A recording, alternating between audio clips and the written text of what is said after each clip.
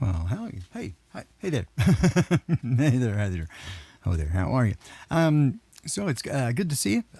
Trying to keep. Oh, I always try to do these things, and from one reason or another, usually back to the health related stuff, but it always tends to be, you know, a surprise whether it's going to work or not. So we're going to try it, and we're just going to go through as though it's going to work. And so, hey, Mojo, great to see you. Earthship Bear, hey, Kurt, once again, great to see you.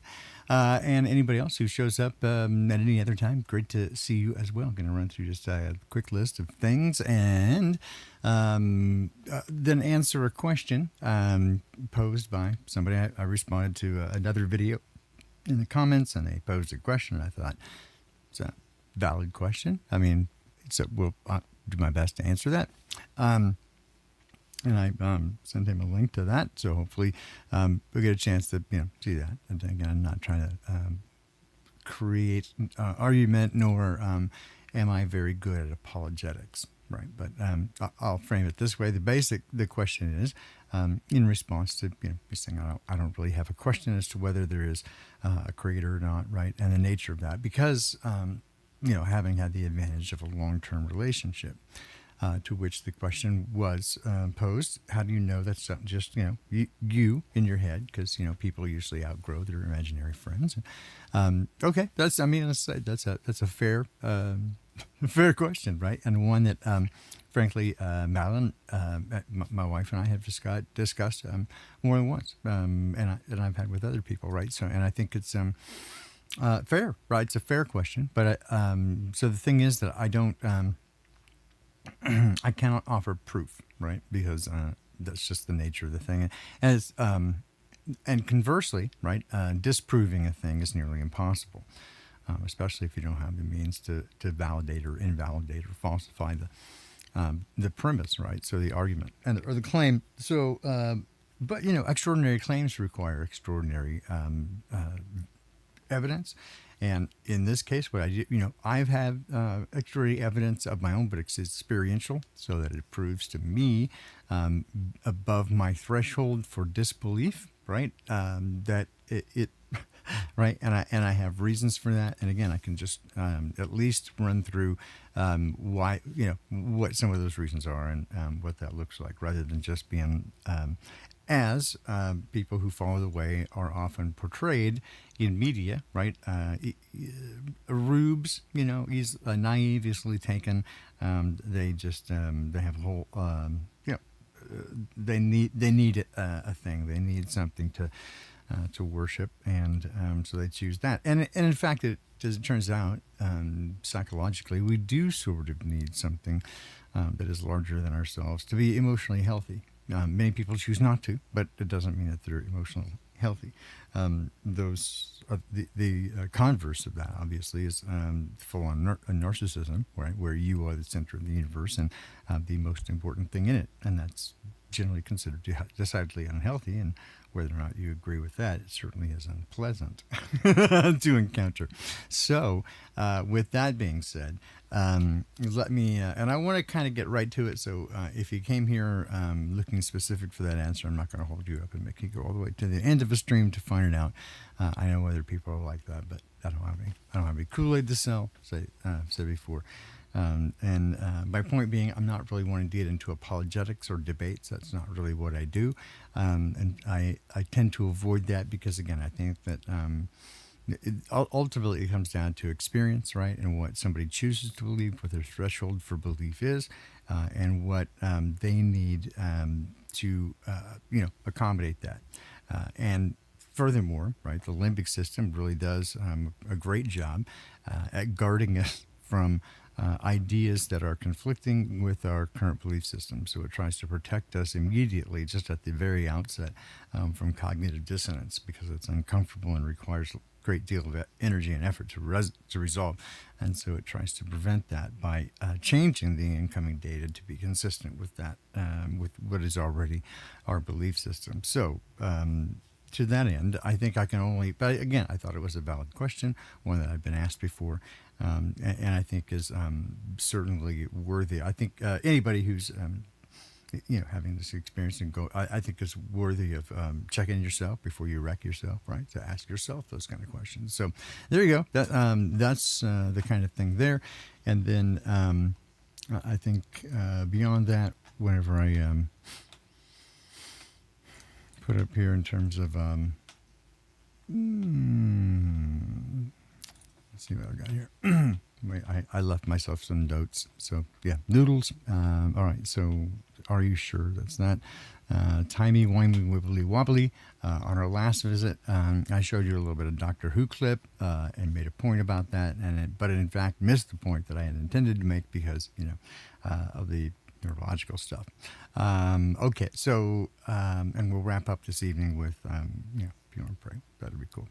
Because I'll talk to Dad on the red phone for anybody's thing like that. So if you have not been following along, if you're new here, essentially had been undergoing some negative symptoms. I've been healthy, super healthy, preternaturally healthy all my life. Didn't have it. It wasn't really sick ever.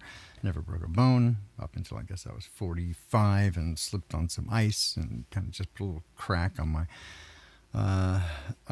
radius there. So pretty minor thing there, but never had been sick in any way. Super healthy, just like I said, preternaturally. So built like a like a tank, and always very strong, plenty of stamina.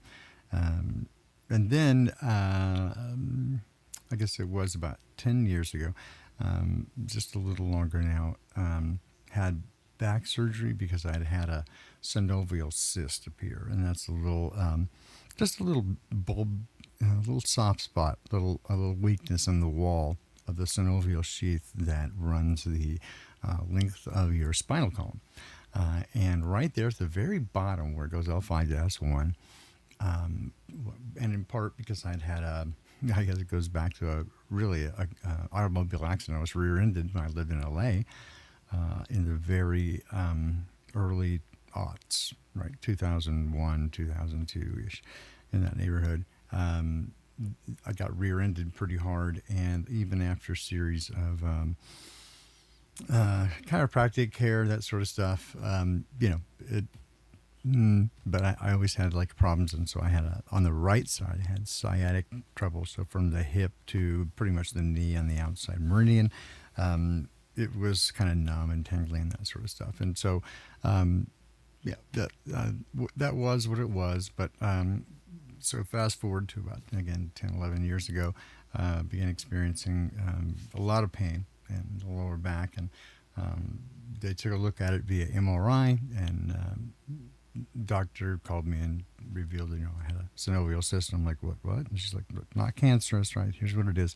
It's like a soft spot in that sheath, so that the fluid, the synovial fluid, which is goes all the way through surrounding the spinal column, protecting and lubricating, I guess, your spinal column, the nerves, right, the nerve bundles, all the way from kind of the bottom, the ganglion nerve root, all the way up to the cerebral cortex. And that is how that do. And what had happened was that with the little softening of a wall, it caused a little pooch place out there, like if you get a blood blister or something on your finger, right? It pooches, a little soft spot, pooches out there, fills with fluid. And so that synovial fluid had pooched out a little bit, but it was right at L5-S1, so right at the very base of the spine, where the lumbar meets the sacrum, basically. And so that was putting pressure on the ganglion nerve root on the left side. And so that created, it's like 30,000 pinched nerves, I guess. And so, it was a lot of pain, and, quite painful. So they came in to the little outpatient procedure. They aspirated it, drew the fluid out, and then gave me a cortisone shot. I felt right as rain. Off I went into the wild blue yonder. And then a year later, just right at about a year, I was on vacation at the Florida Keys, and noticed when walking downstairs instead of up, but I noticed when walking down, was having that similar pain right in that same spot. And I went, oh dear, I guess I'm going to have to go see the doctor again. So I went back and they did aspirate it and gave me a cortisone shot. And within just, hey Richard, just within a couple of hours, from me getting home, I was like, oh dear, something's terribly wrong. And I was in a lot of pain. So they brought me right back in. And this was Friday afternoon, stuck me in the MRI machine. And barely had I gotten home, they called me and said, yeah, it's calcified. So essentially, calcium created like basically a bone spur that was right on top of that ganglion nerve root, compressing it. And so it's like 30,000 pinched nerves on a bone spur. It was really painful. So, but they were super great about it and pushed everything through insurance and got me on the table by 5:30 Monday morning. Stand by.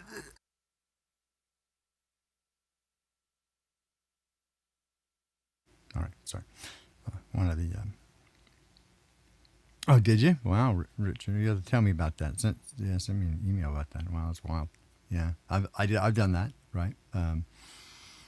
Because I told them they couldn't buy my integrity at any price.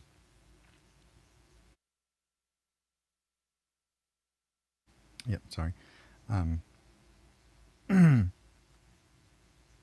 That's one of.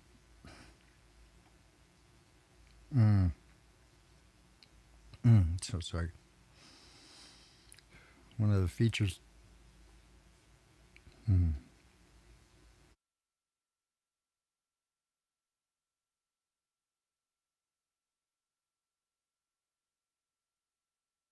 All right, my apologies. One of the features of this latest neurological thing, right?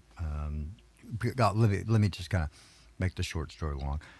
Essentially, I ended up with two different neurological disorders that have appeared over the last, first over like the last 3 years, and finally got a diagnosis after exclusion of myalgic encephalomyelitis, which on its own bad enough, and then right after dental surgery, like 3 days post-op, underwent, woke up in the middle of the night with excruciating pain right at the trigeminal nerve where it meets the mandible on the left side. And but it was different between the left and the right. So I was having neuropathy and pain and weakness throughout the body. Tremors, basically looks like Michael J. Fox, and it was differentiated very, very clearly between the left and the right. And went to the doctor, and they got me right into imaging, and so there's stuff going on. So where we're at now is, again, got approved for and into, so not just my own medical team that's tracking it down, but University of Washington Neurological Clinic. I've been approved for 4 separate disorders there, 4 separate disciplines that they're going to test, go through the whole thing. So I have a great team over there, but everything is kind of glacially slow, in part because, it's a research facility, as well as it being, in a post-COVID world. So we got that going for us, which is nice. So, but I have some theories, I have some working ideas, right, that it was a huge amount of gabapentin or Neurontin that I was taking prior to the surgery and just after. It's a nerve blocking agent, and I did notice some neuroplasticity during that time. It was causing some, personality changes, definitely some mental changes while taking it, which I guess you would expect because it's a nerve blocking agent, but they were giving me unholy doses, in part because, I was just so much pain, and because I tolerated it really well, and it was kind of new at the time, and so, they gave me a bunch of it. But working theory that I have is that it, over time, probably through a B12 deficiency, cause the myelin sheath, the sheath that surrounds the individual nerve bundles as they go through, to become compromised, right? And then probably some demyelinization or a delaminating process, right? It's degenerative. So that's the working hypothesis because of some other stuff. I don't need to go all the way through now, but anyway, that's what we're looking at. Hopefully to put a halt to it.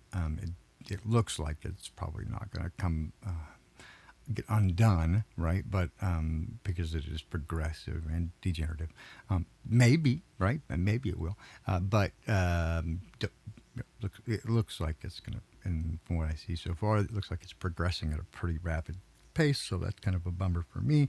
And as I told you before, I've got this kind of, take last swing for the fences to try to save the world, or at least try to make it a better place before I go. And so that is kind of what I'm doing now, since I can't work because of this. So that's where we're at. But yes, I still yet live. I'm taking a bunch of B12 complex to try to do what I can to prevent any further delamination of the myelin sheaths. And I've got another appointment with the UW, as well as my regular doctors, pretty much on the regular, right? So we're all testing for all kinds of stuff, and that's the nature of it. But yeah, it's bad. It's bad. And so, if I don't do anything, right, or whatever, it doesn't, I don't know, either way is a big, it will change. Where is there a difference in lifespan? Again, according to what I see from the stuff, not well understood. How about that? But it does definitely look like, with the progression of it, it's going to be very low quality of life. How about that? Pretty quickly, locked-in syndrome is basically, look at that, where the muscles no longer respond to the signals, and you just can't move. And the only thing you can move is your eyes. And so I've told my beloved I don't want to be like that, so we'll figure something out. But hopefully, and I think, again, I trust Dad in all this. So what if that's what he wants? Okay, I trust him. Though he's slimy, yet I will trust him. I think he's got something else in mind, but, again, we'll see. So that I know of, Richard, no cure. Remediation is the only thing.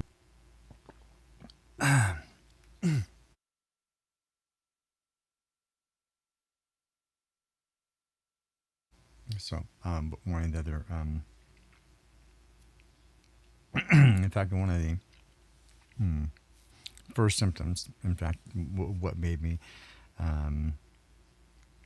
start looking for problems in the first place was intractable vomiting, right? Pretty much regularly, like you count on vomiting, but it came without nausea. It's ME. You can look it up. Yeah, hey, thanks, Richard. I appreciate. Hang on. Okay, sorry about the lag there, but Richard, yes, I appreciate that. And the thing that you can do is pray, right? If you just ask Dad to write, let His will be done, and He's powerful. I trust Him, I got a good team. I've got some stuff for remediation, or at least for the best I can do for pain. Some RSO, Rick Simpson oil, that's really high quality, and so that does help to a degree. And I do, I don't like to, filling up with a bunch of pharmaceutical stuff, but I do have some amitriptyline, which what's the other one? Amitriptyline and ondansetron, right, for the nausea. So, hey, how are you, man? Great to see you. So those help, right, to some degree, but what I really need is remediation for the long-term neurological thing, and we got to kind of nail down exactly what that looks like, right? So I think that we all have agreed that way that would be me and the both medical teams, right? The one my regular stuff over at PacMed, and then University of Washington Neurological Center. We all kind of agree that the first diagnosis, myalgic encephalomyelitis, is the first thing happening, and then we have another thing happening. Not specifically. So the question, have I tried hydrogen supplementation? Not specifically, but we are looking at, again, right now, and I'm doing kind of precursor stuff for B12, thiamine, niacin, that sort of treatment, because that's been demonstrated previously to at least slow down or retard the damage to nerves in a lot of different circumstances. So I think we're going to pursue that, with a lot of B complex vitamins, and that may in fact turn out to be the locus of the demyelinization to start with, right? It's something that caused kind of wholesale B complex to be either become biounavailable or used elsewhere or something. No, wait, don't know. Anyway, so that's what's caused all this garbage, right? And so it's I don't like it, and it could ultimately foreshorten, right, my time here. But if that should occur, right, I think you guys that have been following for a while, right? You know where I'm at, right? It's been a good run. I'm not mad. It's I just don't want if I could, if I can, I would prefer not to suffer. And right now it's pretty painful, and I don't like it. But and quality of life is definitely diminishing. But that may not be the case, right? So we'll see how it goes. In the interim, working on this shaking hands project, right? So I'll tell you more about that later. But I did promise via by way of a comment section somewhere else. The claim essentially, thank you, Richard. I appreciate that. I'll get that email here presently. I think I just got a notice. The question is, and again, I think I can't remember if it was just the channel or the video name, but hang on a second.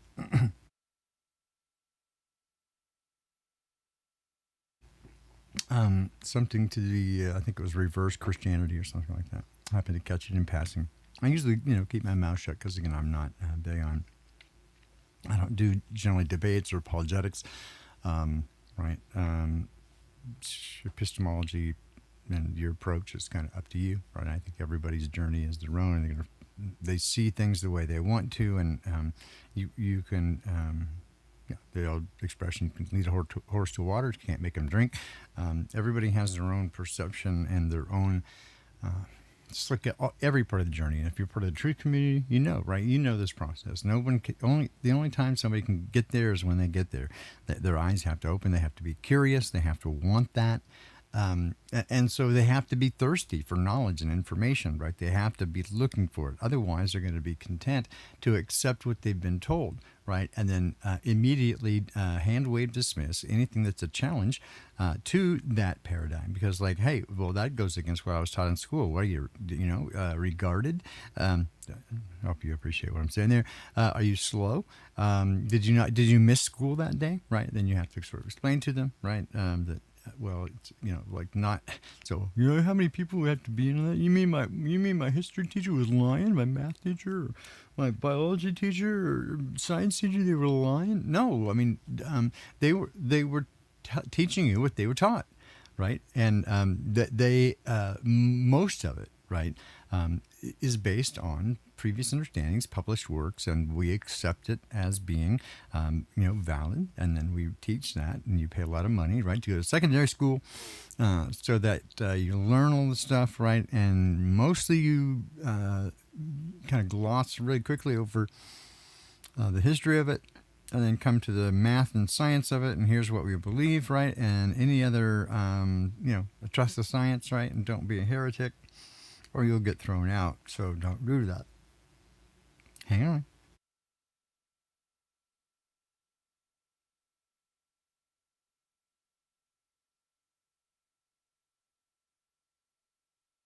Oh dear, that's so difficult. Sorry.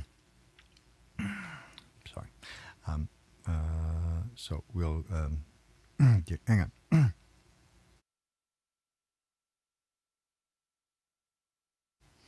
So I need to.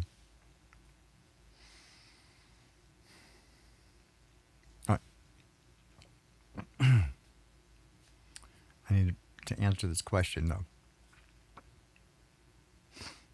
But I'm about to have a another issue. I didn't bring. Sorry, I didn't bring my medication in here with me. Tell you what, Can you? I'm gonna try. Otherwise, I'll just have to have you listen to some music while I go grab some quick medication. Hopefully, it'll prevent me from becoming any further ill because we don't want that, right? In any event, I promised that I would answer the question, right? And the question was, right. So the video in question, I think, had something to do with reverse Christianity, right? And essentially, I can see where that's going. And making the claim that, right, if there is a creator, then is not what described in the Bible, right? And the usual tack of scriptures written by men to control other people, right? And I had made the remark that I understand. I understand that most of it's experiential, right? That there's no proof, right? So they say, what is your proof? Because I said, it's a misapprehension, right? To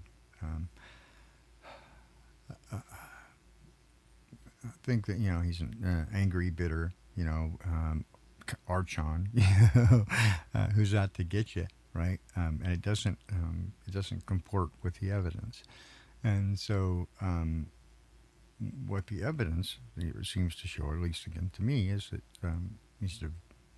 they, right? Because he is not a great pronoun. Pronouns are not great indicators, but there is some definition there in different personality aspects, right? That it is recognizable, I suppose, over a period of time.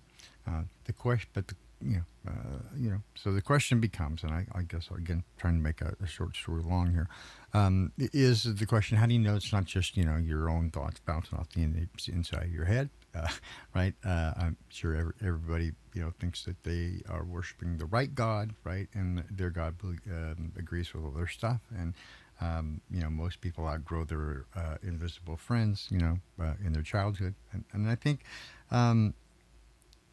And I think that there's a fair question there, right? If you don't know, and if you don't know me personally, right? And again, I think this is a conversation even that frankly I had with my wife when we first got together, and more than one person, right? Because I claim to have an intimate relationship with God over a long period of time, intimate relationship with my Creator. So not just praying, which is you talking to them. So, the old saying goes, when you talk to God, it's called prayer. When God talks to you, it's called psychosis, schizophrenia. And it's not, and I understand kind of where people get that, right? Because often people who are mentally ill, right, do kind of fracture and go into a, delusions, right, of who they are and what the world looks like, right, and they begin to diverge from I don't fuck radio. Yeah. So yeah, the bad stuff in your head, sure, but because there is a variety of voices, right, that we hear in our head, and part of that is self-dialogue, although, now it seems that 65% or better people report having no inner dialogue, which to me is just terrifying, really. But, right, there is these, whispers that come through, or impressions that sometimes come along. How do you know which is which, right? So anyway, the question was posed, how do you know, right? How do you know that this is not just made up in your head? And again, I think there's a certain validity to the question because, again, anybody's making claims, and I made a claim that you cannot be proven, right? And I said it can't be proven because it's intangible, but I can present evidence that why it meets and goes beyond my threshold of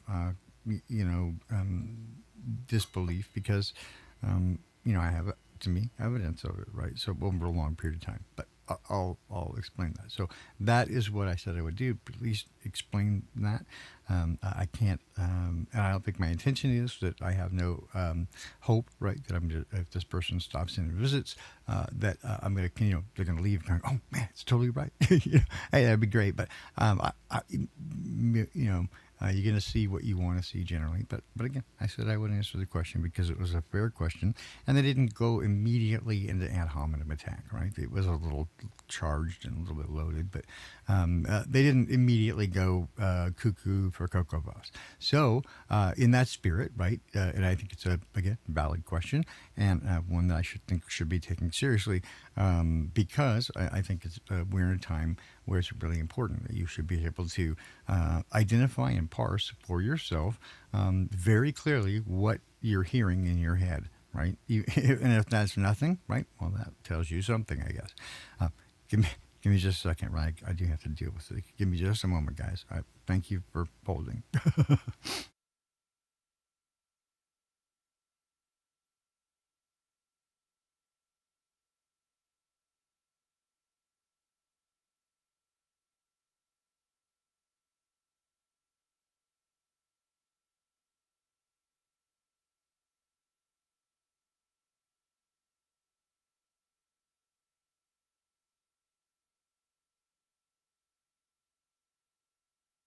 Okay, I think I'm better now. I think. Thank you. I appreciate you hanging on. It's really difficult and it's kind of embarrassing, but we're gonna try. We're gonna try to keep you on here. Okay, so why? All right. So these are the reasons, right? At least this is what I can describe to you, right? And kind of what the challenge and response that I've come to through my experience, right? So it's a long period. So first of all, I think they're kind of all, like, from the outset. I think there is a dividing line between those who kind of intuitively know, for whatever reason, they're aware of, and again through whatever mechanics that is, because there's a variety of ways that we describe it, those of us who have had the experience, and they're not altogether dissimilar, but they're not altogether identical either, but simply the awareness that there is more out there than can be seen, that you can kind of intuitively, your sort of instincts tell you that there is more out there than we can see through the range of electromagnetic spectrum that we can perceive both naturally with our unaided physiology, and at this point, at least so far as we're aware in the public, through public knowledge, we don't, the extended view into both ends of the visible light spectrum, going infrared and ultraviolet, as well as sound spectrum, right, going into the infrasonic and ultrasonic, and a variety of other electromagnetic spectra.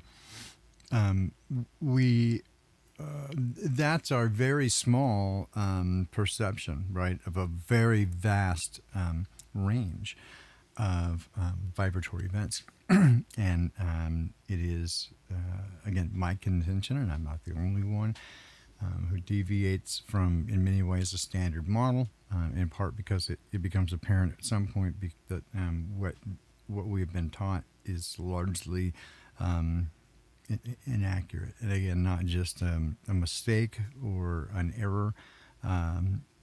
It is intentionally misdescribed to keep you from knowing the truth. So come back to this. So there's a group of people, right, who would probably describe themselves as being, to some degree, I think the word, anything from being, an empath to being psychic, or, whatever, spiritually aware, whatever, who would sense that at some point in their life very early on, right, that there's something happening, right, that is beyond our ability to naturally perceive, or at least put our finger on, say I can act, but always sort of the out of the corner of your eye, right at the limits of your perception, and those liminal spaces between your sort of awareness and the subconscious, it's a subconscious, right? This dim awareness that there's something more, right? So that's, and if you don't have that, right, then it becomes very easy to accept what is sort of the mainstream narrative that anyone who claims that there is, right, that all that stuff is hocus pocus. It is wishful thinking. It's magical thinking. It's a sign of a mental disorder. If you still believe it past childhood, there's a place for that, right? And that's, from about your toddler years, right, up to about 5 or 6. You kind of get that magical thinking where anything's possible, and they'll just... how much does it have left? So we'll tag that. I'll answer the best I can. Because I don't know. Even Jesus said, right, of that hour, day at hour, even I don't know, right? The Father's the only one that knows. But I think I do know, right, what the victory conditions are, at least what that looks like. So not a time, but a thing, right? So... And there, okay, and so Richard reaches part of the thing. Hey, I don't want to ever die, right? And for me, right now, I'm like, man, that might be some relief, right? I was like, don't threaten me with a good time, right? Because I'm very tired, and they've turned the police into a shithole. Otherwise, I'd be fine for hanging out for quite a period of time, right? Certainly. If given the option, right, the only way that I'd go back to a younger me and keep going is if I had total awareness of what I know now, total knowledge, right? If I didn't, I don't think, no, I'm good. Anyway, so to the point here, right, that some things become apparent both, again, on the liminal space, on the sort of edges of perception, and there are other things that become apparent by their glaring absence, which when you poke and prod a little bit, all of a sudden what you see is, instead of what you would expect, of a little bit of a give there, right, and you'd kind of find something there, suddenly there's a great deal of pushback. And like way too much, and then you get kind of the Barbra Streisand effect, right? That there's way too much response for whatever the initial inquiry had was asking for. So, like, even the Book of Proverbs mentions this, right? That the guy who builds a big fence invites a robber, right? Because well, what do you got there? I'd like to take a look at that. So, yeah, and it's the same reason that I don't bother with VPNs or trying to use a lot of internet stealth, even though I have, not total awareness, but a great deal of awareness of how deep the rabbit hole goes in terms of surveillance, right? And how much info they have on you, which is basically, everything, right? Everything you do is completely surveilled in multiple ways. And again, it used to be that they could capture it all, just the problem was processing it and making sense with that data. That's what makes data valuable. One, you need a large enough sampling to do something with it. The more data points, the better, but you also need to understand how those data points apply and what meaning you can derive from it. And that's where the data becomes the new oil, right? It's the most valuable commodity, and which is why it's frequently said that if it's free, then you're the product, right? And not just you, but your data. Right, and you're not nearly as spontaneous as you imagine yourself to be. We're creatures of habit. We respond in certain ways, and really we set ourselves up for that. Your character is really a kind of a cumulative result of both environment, and then early on some upbringing there, some genetic predispositions, but really, kind of once the compass is set and you begin to go, right, it really begins to become the accumulation of your earlier decisions. So and not always the big ones, right? The big ones really reveal, and they make themselves apparent through the compiling of these smaller decisions, whatever you do, whether that is to pursue something with reckless abandon, whether it is to choose to be, for example, in your youth, you have opportunity to, you know, decide whether you want to be spend your effort and energy on being a cool kid, being kind of a nerd, and you know, a brainiac, bookworm, right? Whether you're gonna join up with the goths or the punks or the jocks or the preps or whatever it is they call them now, right? Kind of which peer group you're going to go in, and is that going to is that peer group what part of what they think makes them cool? Because you're all kind of in a quest for popularity or at least acceptance, right? And even if that acceptance, if you're feeling not accepted, right?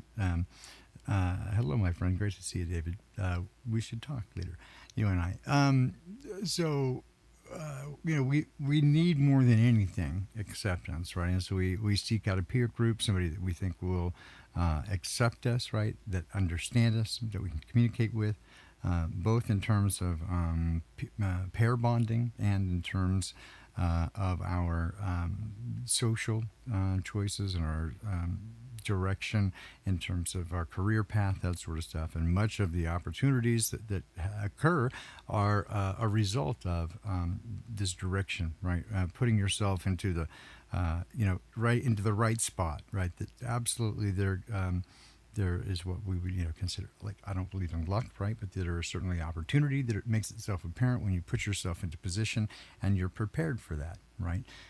And so, but really, my point being, right, that largely our character becomes revealed over time by these smaller choices, and the big events happen as a result of the smaller choices because you've placed yourself in the right place, right? So, like rolling yourself out into the you know, the Pacific trades, right, and getting yourself into a current, right, can really get you going in the right direction with minimal effort, as opposed to getting out there and just trying to row yourself across the ocean and you will perish, right? So, yeah, right. The Calvinists are the lucky ones, right? They're predetermined. They don't have to worry about it, right? But okay, hang on for me just a second. Give me like 10 seconds here, right?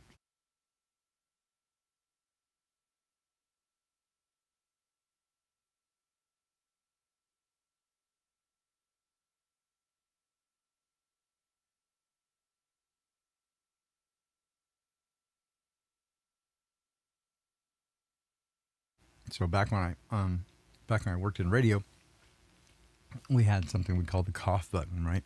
And it was a temporary mute. So if you did have to, you know, do that, clear your throat or whatever, because we would often, you know, the way especially FM radio is set up, the gain structure, it's intended to be come off up with apparent loudness because it's frequently modulation, and so you're limited by how much bandwidth you can take. So that's how much loudness you can actually get. So they do a few little tricks here and there. One of those is compression. So I often you use proximity effect on the mic, and you get really close right up like this, right? That increases both the low end tilt, making it sound really big, and the gain. That increase of gain then often is really high, and so you use a compressor, and a compressor then limits the output, or it compresses it, right? The limiter actually limits, but a compressor is usually what you'll use. And it has a ratio like 4 to 1, for example. So every 4 dB of input gain, it only puts 1 out, and it creates kind of a sound, if it's set in properly, that kind of causes breathing, like, and we used to, you know, make fun of new people, right? Newbies in the industry, because they would come in, we called them pukers, because they would immediately get up on the microphone and go, "Hey, welcome to KXAR, we're back to the greatest hits," and because they think that's what it supposed to sound like, right? Because that's what they've experienced listening to the radio, but without realizing that what they're hearing is a very compressed and kind of a over compressed, really loud signal. And so the DAC, digital analog converter, that's in their radio receiver, can't quite handle it, and so it changes the way the dynamic range is handled thereafter in the system with the amplifier and the speakers. So, right, a lot of clipping involved, and it just basically sounds like ass. So, yeah, hang on a second.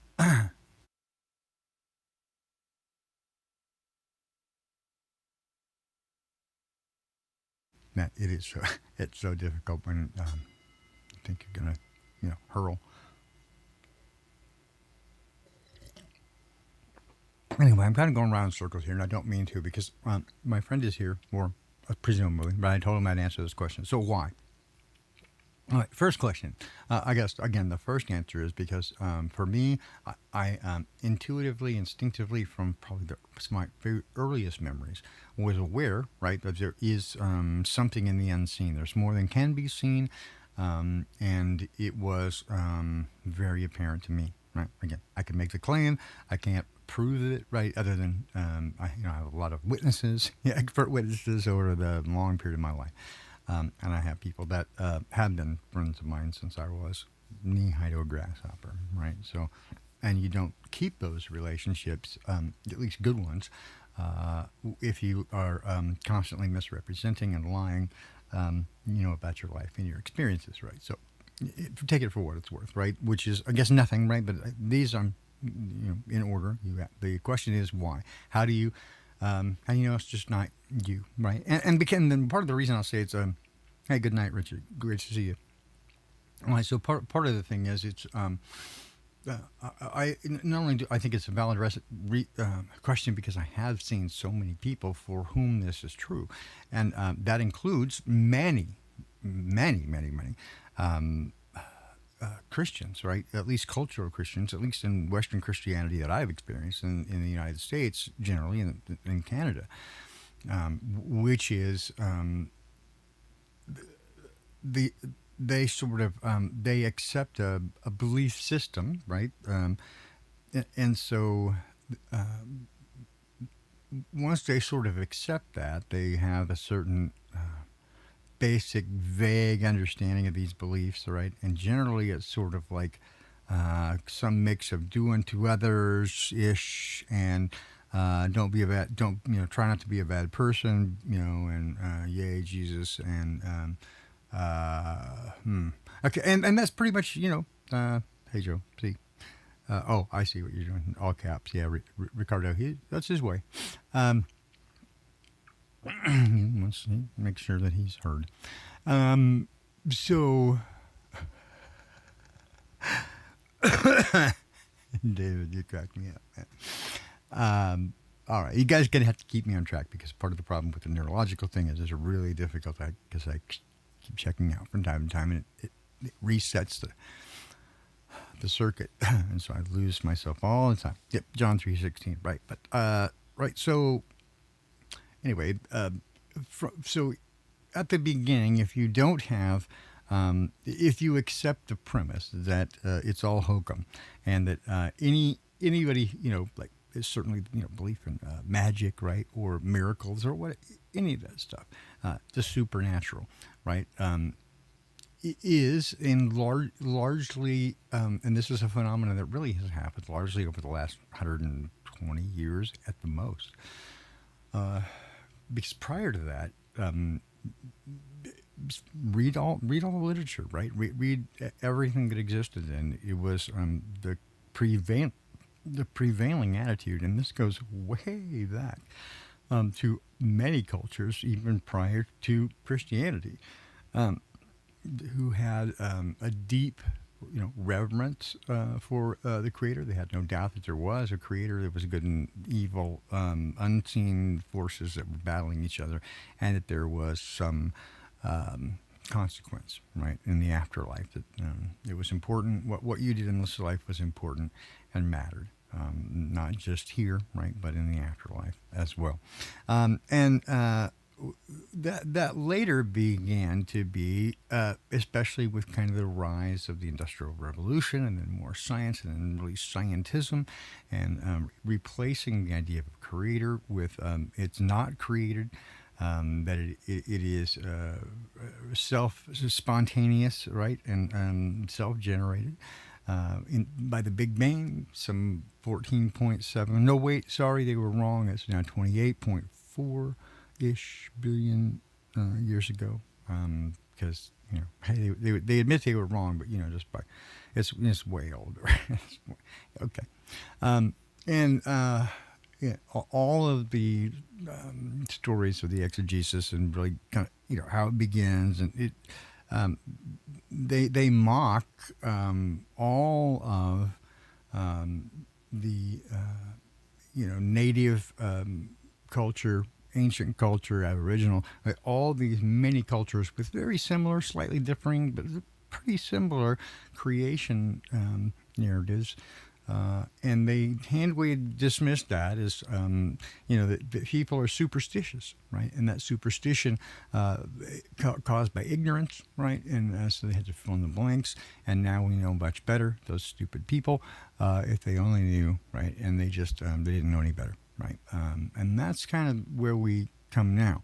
And so now the expected and accepted position is anybody who believes in or even suspects that there might be something beyond the veil, beyond our limits of perception, is a wackadoodle.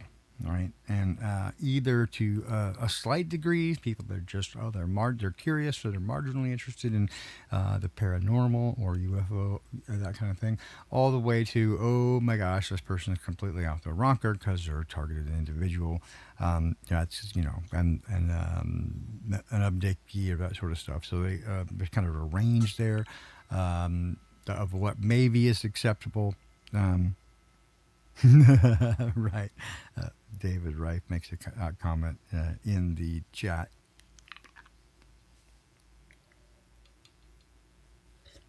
No lies detected there. So I guess exhibit A, right, is that I've always had an awareness, a perception that there is something beyond our ability to easily perceive. You can call that a sixth sense, right, or extrasensory perception, or whatever that might be. The older I go, and the more curious I am, and the more I get into physics and that sort of stuff, and become a researcher and scientist, it becomes more apparent why first of all we perceive it as a child, why we believe it as a child, right, and that we believe anything's possible, and then why we stop believing it thereafter, and it really all can be explained by physics, and even the fact of how it exists can be at least explained by physics in a plausible manner that is in fact at least again more plausible, not necessarily proof, but more plausible than much of what is presented in mainstream, either complete skeptic land all the way to like complete woo-woo ghost hunter, right? Kind of cover the whole gamut. That there is some actual things happening of a physical, real nature. Simply, it is beyond your perception, your ability to perceive it, but it does have an influence, right? So there's that. So there's one aspect, right? So again, for those of you who just joined, the question is here: how do you know, or why do you believe that the voice inside your head or the personality that you interact with and believe is the creator? Why is that? Has any veracity, right? And again, I want to point out that for many of the people that I have seen throughout my lifetime, they, especially those in Christian world, right, they have really accepted this belief system and then created a God in their own image who believes just the same as they do, right, and endorses everything that they believe. And for many people, that is, votes Republican. That's a gun in the back of their pickup, right? And this sort of thing, right? The Dallas Cowboys football fan, they truly believe that they're in accordance with God's will, and so they and some of it comes out of that perception and that perspective, right? You can see it in the language, in part, right? Even in terms of, for example, in the bulletin of a Baptist church, for example, what you'll find throughout the order of events there is invocation, right? To invoke. Okay, so you're invoking what? The Holy Spirit. Okay, so like what you got a Christian, the Baptist Ouija board you're getting out, right? And then you're going to hold him to his promises, because that's what a lot of people will say, right? And so there's the people spitting out this prosperity gospel garbage, right? That you're going to hold him to these promises, and you're going to trick him, right? You got to catch him in the legal language, right? That, oh, you have to do it because you said right here. It's like, what is wrong with you, right? So, I mean, it makes sense to me fear of the Lord is the beginning of wisdom. Like, have some respect, right? Like, if you encountered a super advanced alien culture, right, it would make you crap your pants. So, if this is the creator of all things, why would you not have that reaction and then some? I know I did, right? At my first encounter, I was like, whoa, oh dear, I'm going to die, right? And until I discovered that this being is really the true definition of love, right? But let me try to come back to answering the question, which is, again, why? What evidence do you have, right, that this is just not bouncing off the inside of your head? And again, I'm saying I know many people for whom that is true, and their evidence, right, for it is I'll pray on it, right? And they go pray, and so they sit around and they think about it, and then they'll look for a text that sort of half-assed, sort of says something. They can turn it and twist it, and so they can present some scripture, or find somebody's book who's a religion author or professor, many of whom are, they openly, their position is that scripture is simply metaphoric. It is largely ritualistic, and it was put together by people who were ignorant and had no other means of explaining the world around them. And so they have adopted this Gnostic view that mankind has progressed over its existence here to where we are now. Now is the pinnacle. Now is the pinnacle of all of our knowledge. We're the best we have ever been as human beings, and we're on the verge of the next level of evolution. To which I say, hooey, right? We're actually the weakest and crappiest we've ever been, and we're barely even recognizable by our predecessors. They would be embarrassed in every way by both our appearance, our physicality, and certainly our mental weakness. We're a mockery of the initial creation that was in the image of its creator, and now is barely recognizable, right? And to me, that's one of the evidences that we're close to the end, because there ain't much worse. I mean, it's bad. Anyway, because we're just going to turn into barely animated pools of adipose tissue. It was incapable. It will be so atrophied, you just can't even move around. Just like blobs of fat, blinking. All right, so first, external thing, and so the perception that there's something out there, and a direct interaction with. So from a very small age, as a child, had direct interaction with individual, so not just like the force, like this, the force, the dark side, and the light side. Use the force, Luke. Right, so not just, oh God, I'm doing our Joe Biden thing. Stop. No, I'm not going to whisper like that. Anyway, so not, so thinking of God or the Creator, right, simply as the universe, right, and so it is sort of this genderless everything, and again, many people, especially with the Gnostic view, think of it as just a force that animates us all, and is the cumulative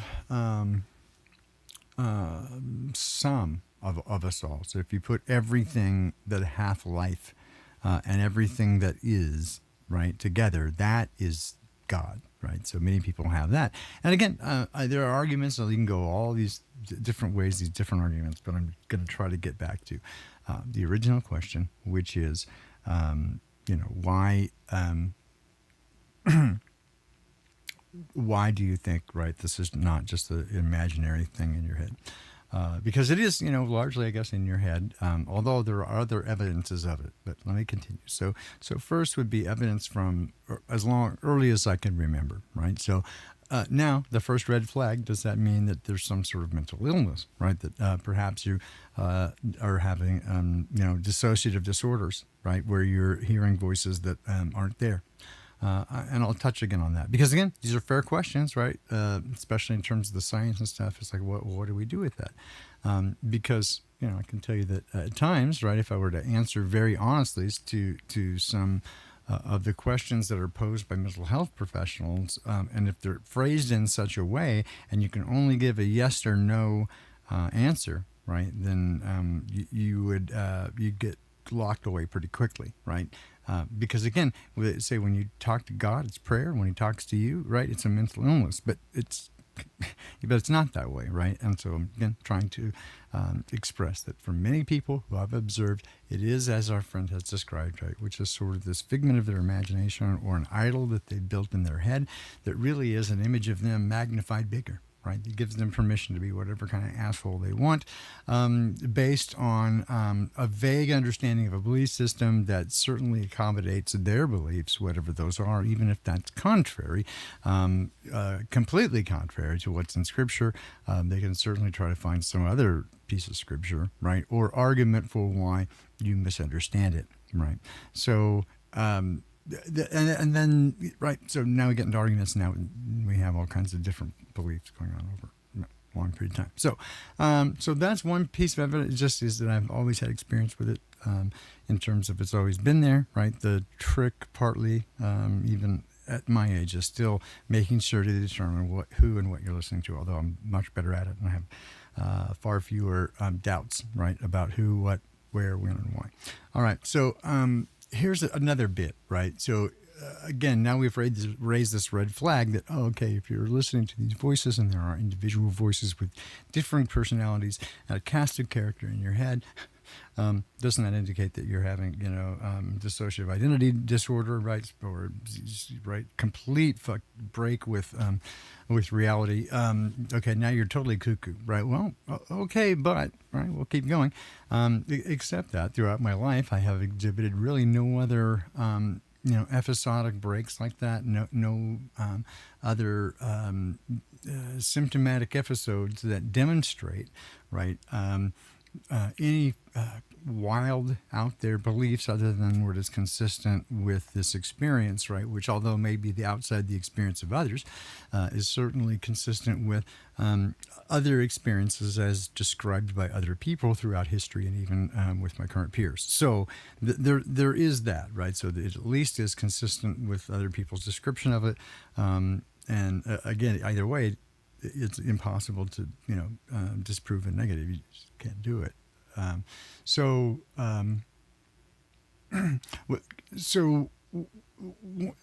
The thing is, right, like most of the time that people do experience a psychotic break or a schizophrenic schizoaffective disorder, right? And when they're hearing voices in their head that give them directions, again, usually gives them directions that are, and they would say, very unwelcome. It is intrusive, invasive, and often self-harm is involved or harm to others, and self-destructive certainly. And they are fearful and angry by its inclusion in their life, that they experience it. And again, I generally agree, not with everything he says, but generally I agree with Jerry Marzinski, Markowski, whatever, and his views on it, right, which is that much of what we have diagnosed as schizoaffective disorder and breaks with the reality, psychotic breaks, are in fact evidence of supernatural attack and up to and including possession, right? So to that end, I think that again, I think that overall, I think we are not only surrounded by the supernatural, which again, just beyond our limits of our perception generally, or most people's limits of perception. Right. I think that many people do have the ability, again, when they're younger, but we are told not to, right? As soon as you begin to talk about it, you are shut down, you're ostracized, you're made fun of.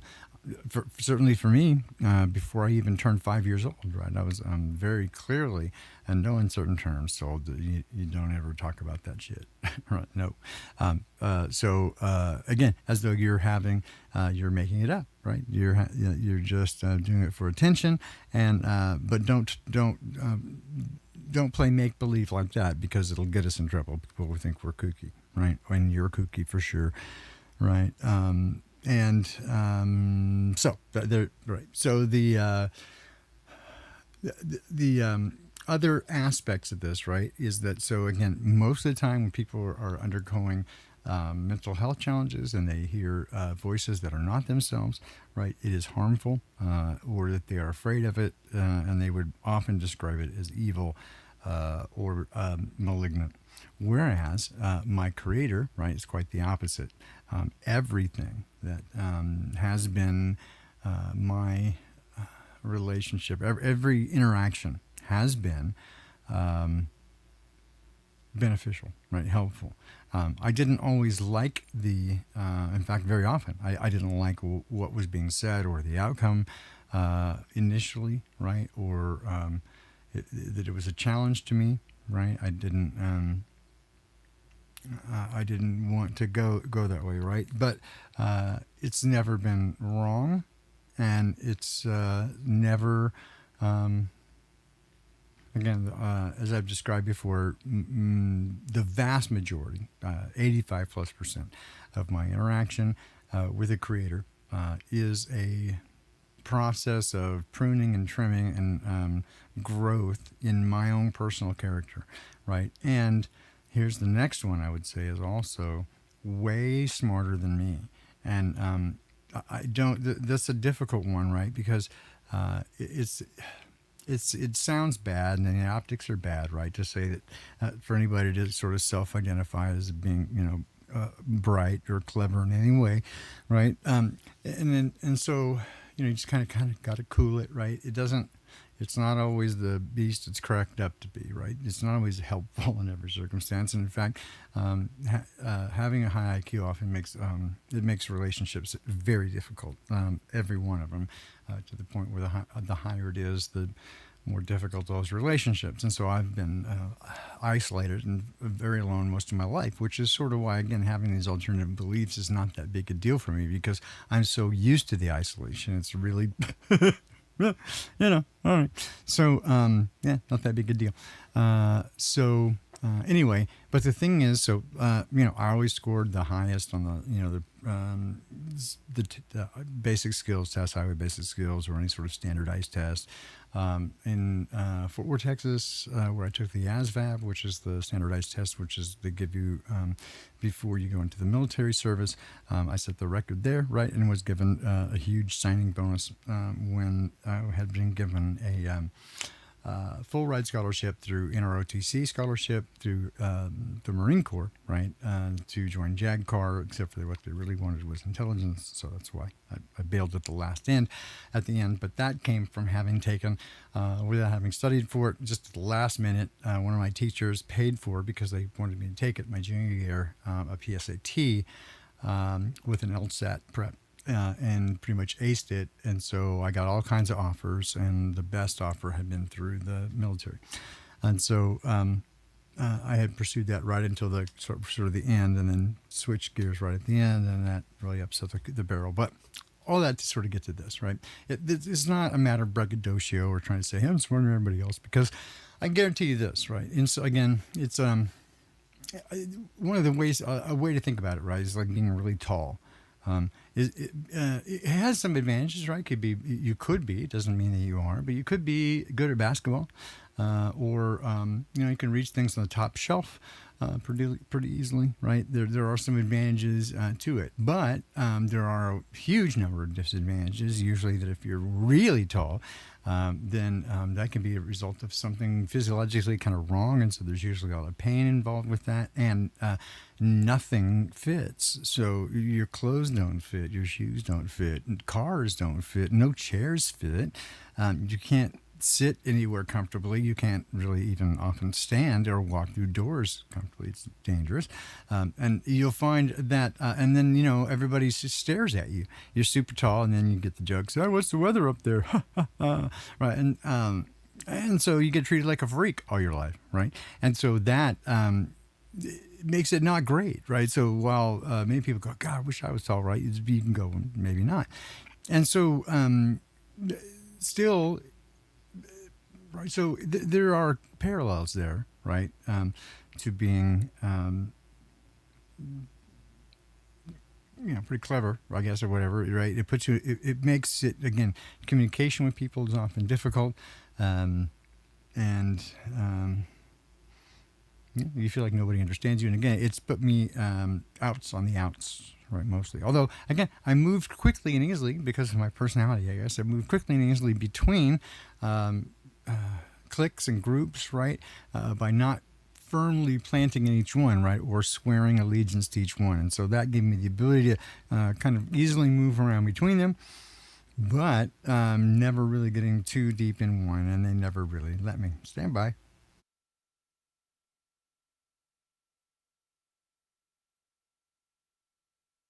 It's so so difficult. I'm so sorry. All right. And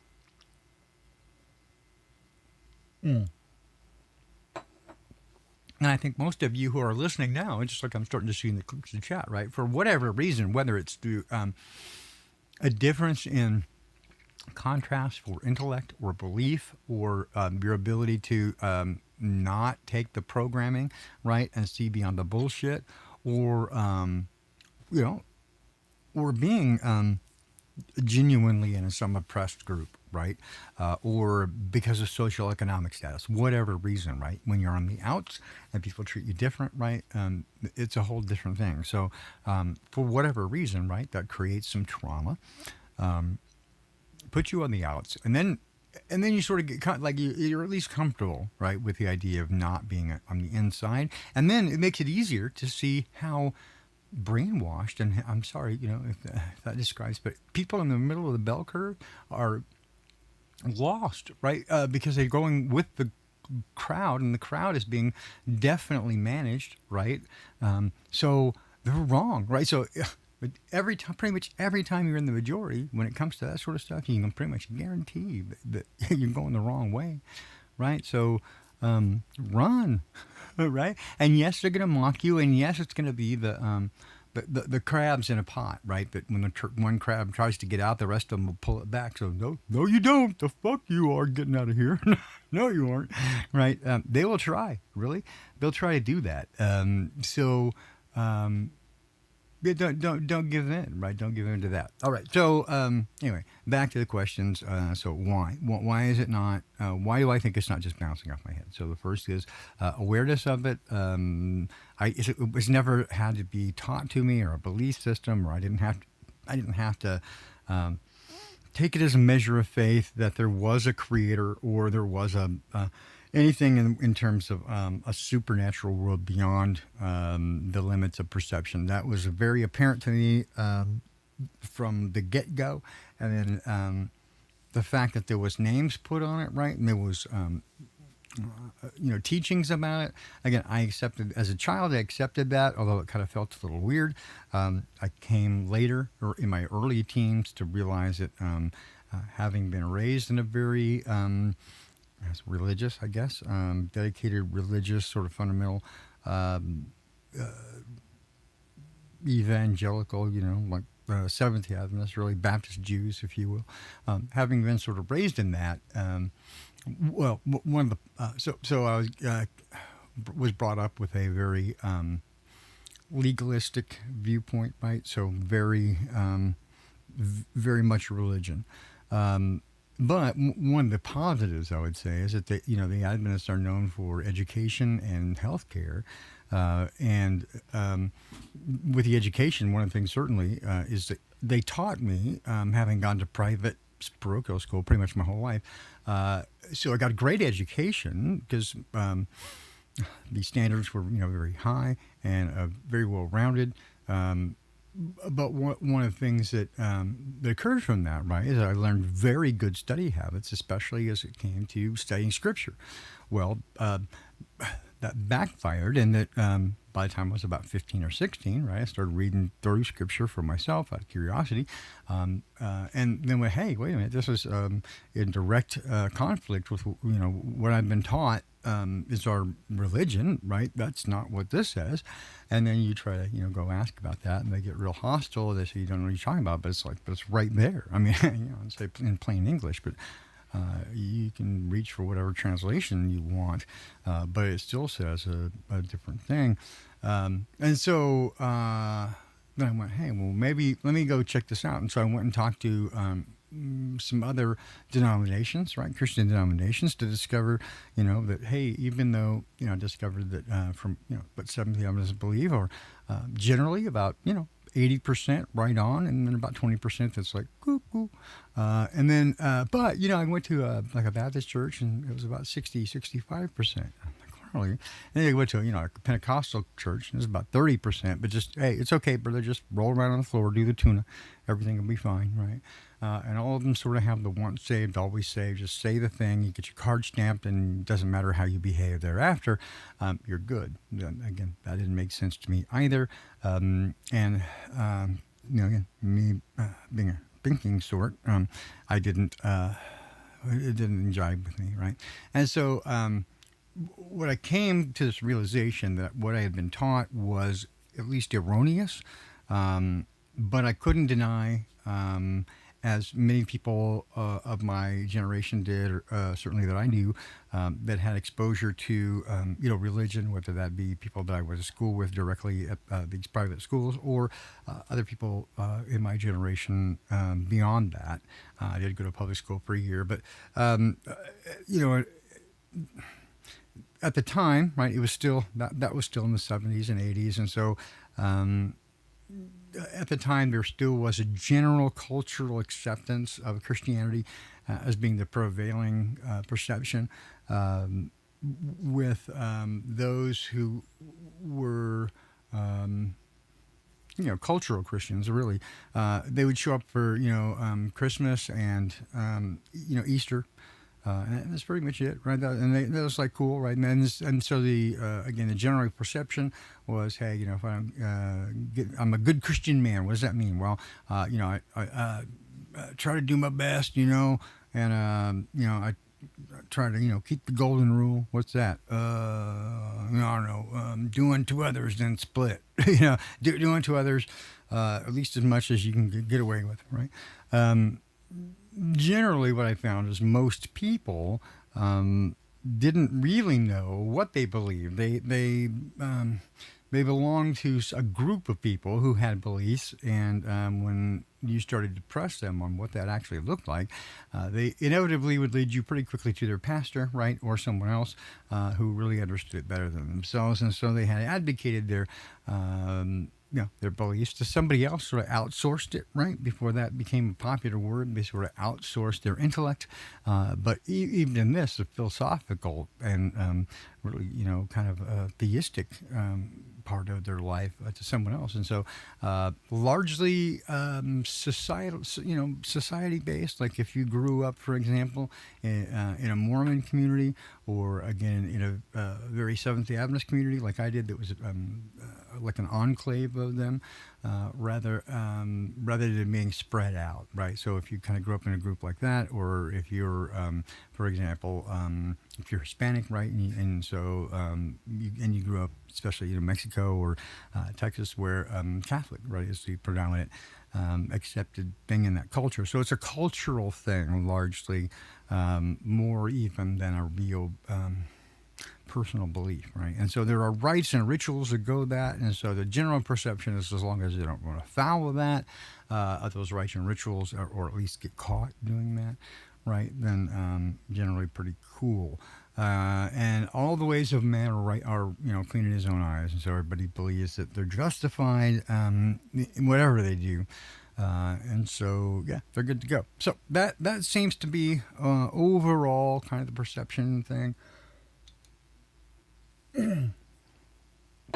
And then there's another, a large group of people again that had a difficult time, especially with.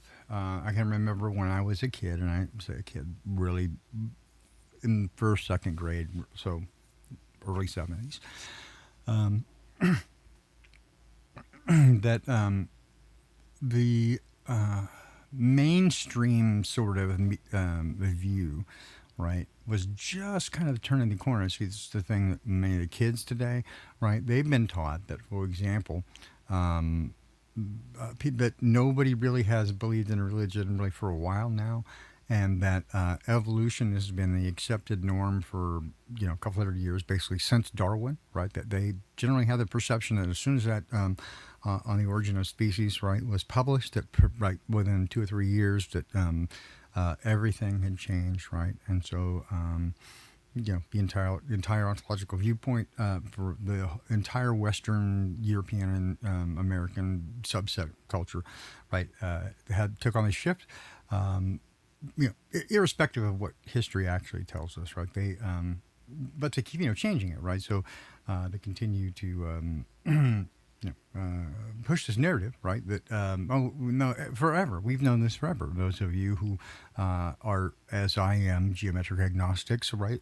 You know that that they now contend, as does, for example, a guy whose name is sort of like Crying Box. Who acts like that, has said, and I've heard him say with some bluster, that he doesn't believe that anybody ever believed in a cosmology that indicated a non-curvature, non-rotating Earth. So real, and I'm like, but really, like, I mean, but like that's. It's been like from when I was a kid, right? I was kind of like, that's why they got you. The first thing they taught you was the shape of the Earth, right? And that now you're smart because the old people, even the old smart people, used to think it was something else. And now look how young you are and how smart you are, that you know something they didn't, right? That makes you special. You're super smart. Look how dumb they were. And it immediately set up a contrast of we smart now, they dumb then. Look at those old dumb people. Right, and then from the outset, then that allows them to push the idea that any prior belief in the supernatural, right, or anything along this line, is a matter of superstition, right, and ignorance. And like I said, from I can tell you that in the world that I grew up in, right, through that period of time, late '60s, early '70s, early mid '80s, right ending sort of that mid 80s is when it began to take it on right into the early 90s. But through that period of time, especially the closer you were to the 60s, right, it was very common, right, for people to say, use things, thank God, or people describing themselves as they're a good Christian person, whatever, right, that they have this standard, right, this idea that it goes along sort of with this, especially here in the United States, this American ideal, right, of pay your taxes, right, and so, well, why is that a good thing? Yeah, right, they also say, I'm a good tax-paying citizen. Well, you're stupid. Anyway, but getting too much into that, right? But this idea that it's again, a cultural thing, and so you're a good, decent person, right? If you go to church, right, you sit there and you pay, do your thing, and so, but basically, what it meant culturally, right, was that it bound you to a sense of morals that everybody sort of agreed to, and they argued a bit about some of the semantics of it, but generally there was some basic truths that everybody sort of hang on to, and that could be was reliable, right? And then there was these departure from that was that the beliefs of that the of recognition, right, in that that Muslims don't recognize Jews, and Jews don't recognize Christians, and Catholics don't recognize Protestants, and Protestants don't recognize Mormons, and Mormons don't recognize each other at Hooters. Right. Or the difference between Baptists and Presbyterians is that Baptists will say hi to each other at the liquor store. And the reason that Seventh-day Adventists won't have sex standing up is because it could lead to dancing. So if you get those jokes, you kind of understand what I mean about a cultural condition. And again, I feel like I'm dragging this out back to the original question: why do I believe this, right? So, but I think I want to share that with you to go. This is the culture that I was brought up in, and only really at the end of the 1980s and early 1990s really was it sort of reframed as in, oh, we've always believed in evolution. Nobody ever really, even if we go to church, it's because we do it to make our parents happy or our grandparents, not freak out. And we do it just to signal that we're a good person, right? Hey, Johnny, good night, man. We do it to signal we're a good person, right? So that's why we do it. It's an open, it's kind of our performative thing, right? That we are good, decent people, right? And you can do business with us. It's a great networking thing, right? To go to church, especially in the South, we can meet other people, and it's a fabulous support group and thing like that. Often it will cost you money in terms of 10% of what you tell them you make, but it's a club that has its benefits, so you do that, so you get that membership. So.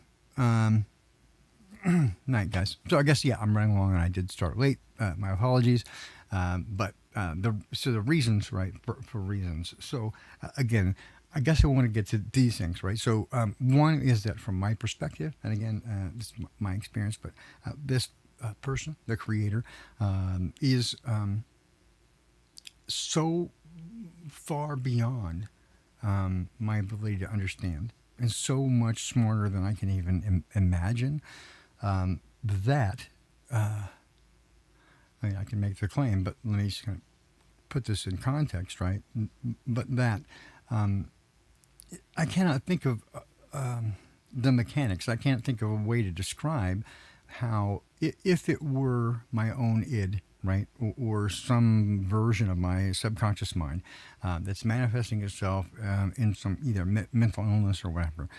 It seems unlikely that, especially as a mental illness, it would manifest itself as well beyond my own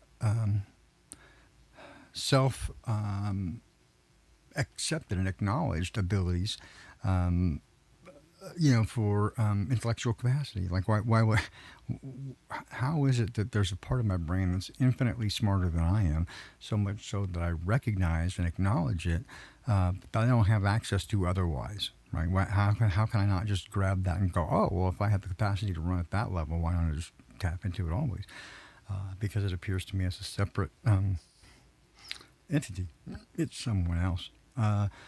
And its interactions with me always, it's never been wrong about anything, even in speaking of something that occurs in the future. I have sometimes, in fact frequently, been mistaken about what that meant, but never has it been mistaken or inaccurate. And always the outcome, if I follow the instructions that are given me, the outcome always has had the positive, and in fact, again, sometimes very unexpected outcome that confirms what's said in Scripture, that everything works out for good for those who love the Lord. That is absolutely been proven true. So throughout the last about 30 years is when I've really been chasing Dad really intently.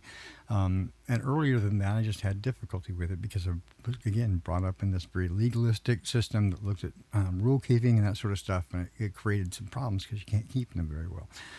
Once I got it through my head, and really sort of gave in, and then understood it was a relationship, and if I would just listen very closely, and do what I was told instead of believing that I knew better, right? That everything would be better, and then I thought it would have to change my behavior and become some sort of Ned Flanders goody two shoes. And he never touched that. He said, that's not your problem. The problem is, right, that your heart is broken, right? Your heart is damaged, and let's fix that. And as soon as we fix that, everything else will be fine, right? And so he did. He worked, and I say he, again, pronouns are in effect, or they don't work well, but it's best I had to work with, right? And so I do clearly identify three different, right? People often have trouble with the Trinity, whatever, blah, blah. And to me, it's pretty straightforward, and especially because I've experienced it.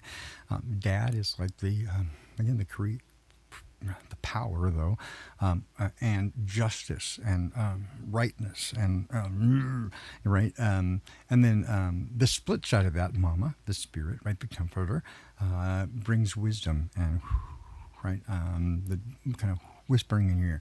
And J-Bro is the one that's always with me, the companion, right? Always going the distance with me. And so I recognize them differently and distinctly different.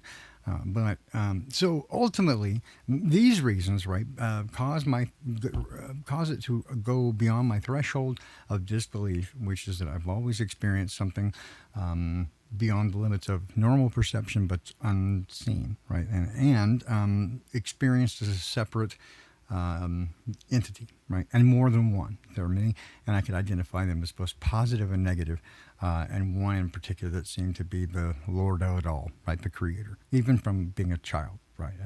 It was kind of clear, but it was also kind of fearful a little bit. So there's that, and then. Yeah, the other thing is, it is never wrong, has never been wrong if I listen to it. It is way smarter than me, and it always works to heal, right? And I am always constantly learning more and more and more. And, right, it's only been, I don't know, the last 15 years, something like that, that I kind of understood, right, through direct hand-holding, right, that I've been trying to figure out the nature of love, and Jesus says, love your neighbor. He didn't say love everybody. He said, love your neighbor, right? So this idea, again, that you try to change the world is impossible. It's too big. But if you can change the world around you, right, by affecting the world immediately around you, by changing you and your outlook and your behavior, and that actually, because of our interconnectedness with all things, it does materially affect the world around you by bringing this positive vibe and what I believe is the power of the Spirit, that you bring Dad to you, right? And through you, it lenses, just like the sun is a lens of and shines the power out. You're doing the same thing, but you bring that power, right? And the closer to Him you are, the bigger and that conduit is, right? So you go, from like 22 gauge to 14 gauge, like to 12 gauge to 10 gauge. Now you 4 gauge, boom, and you're throwing some wattage through there, right? Really getting some megawatts or anything. That's the kind of thing, right? The closer you are to the Creator, the more the Creator can manifest itself around you, right? And do positive things through you, right? And make so much of what the Master said, right, makes sense. Through our weakness, He is strong, right? And it's those places that we know that we don't have any ability, that when He shows up there, we immediately let Him, and we give Him the credit for it, because we didn't have the strength to do it. It's in the places that we think that we're good at, that's what it's difficult, right, for us to let go of, because we're proud of it, right? Well, look what I did, right? Well, He can't do anything with that, because that's right, because we won't let go of it. And so we kind of act as a resistor, right, in the network there. So anyway, those are, and, right, there's, again, without any other evidence of, there's been negative correlation either, right? So I have not experienced throughout my lifetime, and I'm now almost 60, other evidence of or symptoms, no presentations of, paranoid delusions, or any breaks with reality, anything like that, other than, again, this perception of things beyond, and sometimes it waxes and wanes to some degree, but that's always been accurate to whatever degree my ability to understand it, which is usually pretty low, but to the degree that, again, I have no psychotic breaks. I've never, wound up in another state on the highway naked, right? That's not a thing that's ever happened. I've never gone cuckoo, right? So there's no other evidence of that, and it's never been again a presentation that's ever caused me to again there's no way suggestion of self-harm or harm of others. And everything is to improve positively. So always, for example, be honest and tell the truth and follow all these positive things that are sometimes difficult, but it takes discipline and character to do these things, and you do them because again you want to grow up and be more like him, and I love them, right? I love them. They're amazing. And so, why? How do I know, right? Again, I don't have proof, but the evidence is it's changed my life in a way that, again, I can't take credit for. And the amazing thing is, so I throughout my life, been in a bunch of different like tangent, industries close to and somewhat related to entertainment, music, so that sort of thing. So there's always some sort of tangent thing to that, but many different industries that are sort of, related to it or sort of adjacent, entertainment related, that sort of thing. So a lot of experience with a lot of different people, and sometimes, and for quite a period of time, sort of in a public role, speaking, doing clinics, representing large manufacturers at like trade shows and product videos and announcements and that sort of stuff. So, like very often in the public eye, that sort of thing. So comfortable with presentation. I worked in broadcast again for a while, so doing radio and also television and video, as well as managing a record label at home, being a musician, all the other so all these different things, right? But what happened, and this is what's come to the fore as I deal with this neurological issues that I'm having. One of the things that does become apparent is that it does appear to be, at least right now, progressing at such a rate that it's going to likely foreshorten how long I'm here, right? Or at least aware and have a good quality of life, right? And ultimately, it would appear that it'll be like lockdown syndrome. So the only thing I can move is my eyes. That'll be grand, let me tell you. So, but what I wanted to do is like, hey, reach out to the people in my life that made a difference, right? And just say, hey, I love you, and like, I don't want to, make it sad and weird, but I just want to, and I've done to some degree already a little bit as I'm able to kind of reconnect with people and say, hey, I love you. But the thing that's becomes apparent, right, is that all these people who don't know each other, from Adam, they can all describe very well the same person because they all have an interaction with me. And to the same degree, and I'm going to offer this as sort of the wrapping up and the final point here, right, is that no matter where I go or who I talk to, hey, Jenny, I love you too so much. No matter where I go, who I talk to, we can easily, I never have met them before. We're from completely different, countries and socioeconomic backgrounds and cultures and ages and languages. And yet it becomes immediately apparent that we're having a relationship with the same individual, right? Different in that, two different people are going to have their relationship with that person, but it's very clearly they're describing the same person, and so so I can read, right? I can read people from long ago who I can tell they're experiencing very similar things to me. So it's consistent with that, and so that's sort of this list of like again it rises well above my threshold. Of disbelief, especially in that he's never let me down, especially in places where I really needed a miracle and I was counting on him. And he's never let me down, right? And so in 30 plus years of really following closely, I've been in all kinds of scrapes, right? And sometimes, often because I do follow him. And so he asked me to do things that otherwise, I would have chased down, I would have done what was better for me. And so he asked me to do what's better for him. And so I did that, right? Even though it put me at risk. And that risk then, no good deed goes unpunished. punished, right?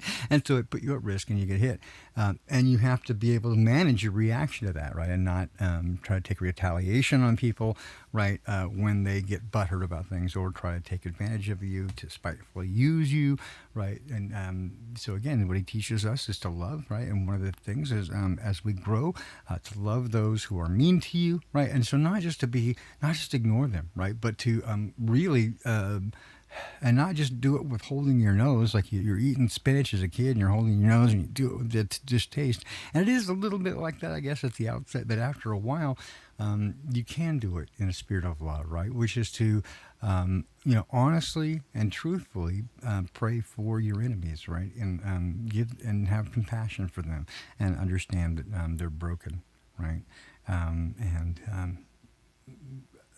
We all have need, and hurt people, and if they don't get healing, they're going to bleed all over everybody, right?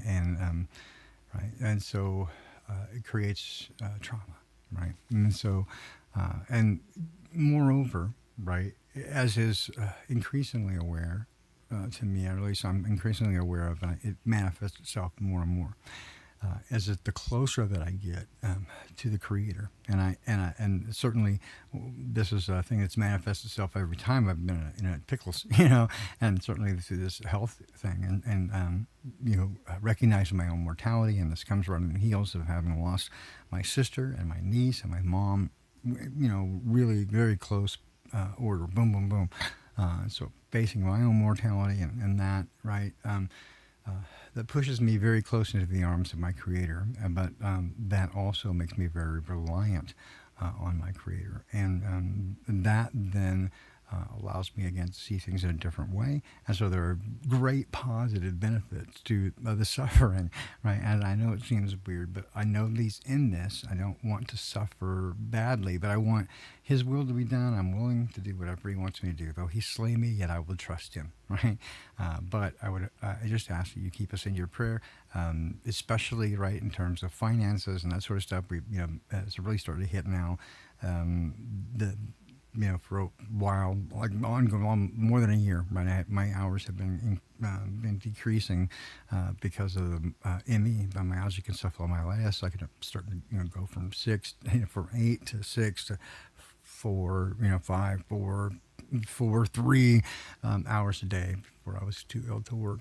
But kept me going until I started having the seizures and this last episodic thing, and I couldn't do it, right? And so. I don't have work, and so we have a few very narrow revenue streams, but Dad is coming through, and so I know that He will, right? So we trust Him, and He's never let me down. But again, just a time, just join us in prayer on that. But our needs are met.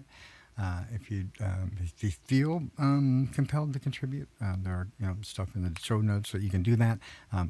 I always feel awkward about directly asking. I've never merged up. I don't have any Kool-Aid to sell. As I said, I'm just some cool water for a weary traveler. If you want that, it's always for free.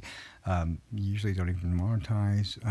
But again, here it's just like, hey, there's a need. If you feel like compelled to do that, there are ways to do that. If you prefer something else, reach out to us, right? And I would say even more, reach out to Dad, ask him, hey, what can I do?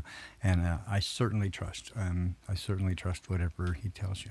So with that being the case, I love you guys, and again, just keep us in your prayers. And I think again, we're meant to keep each other in each other's prayers, and to walk each other home. And I think that's what the intention is here. So I hope that is, certainly what we do is to walk one another home in love.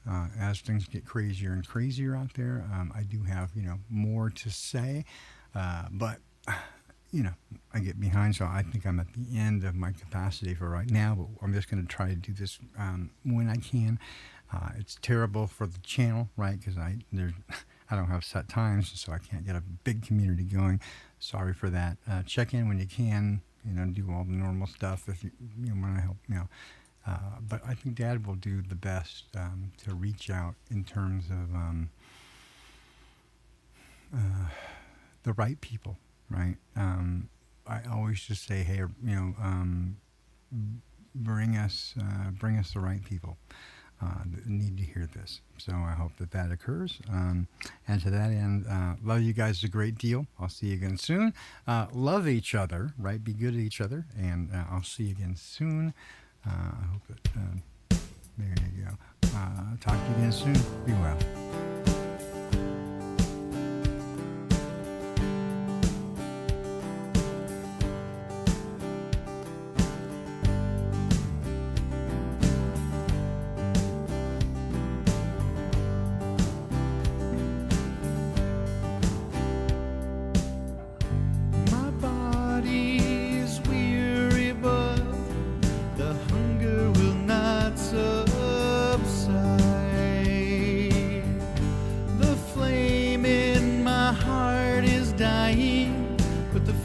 Still burns inside with a light that I cannot hide.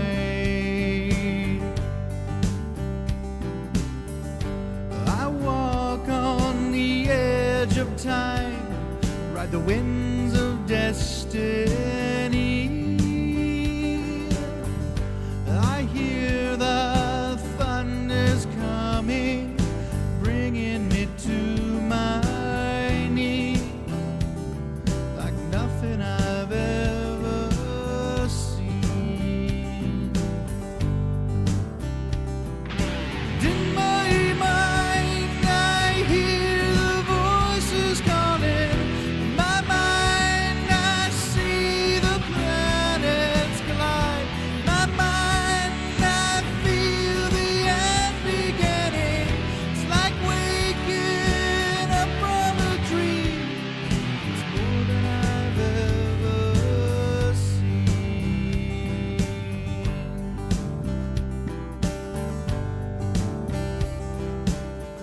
Shadows fall like angels' tears, leaves darkness on every shore.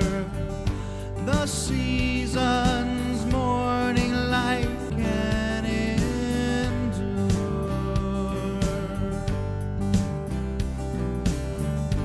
If I walk this far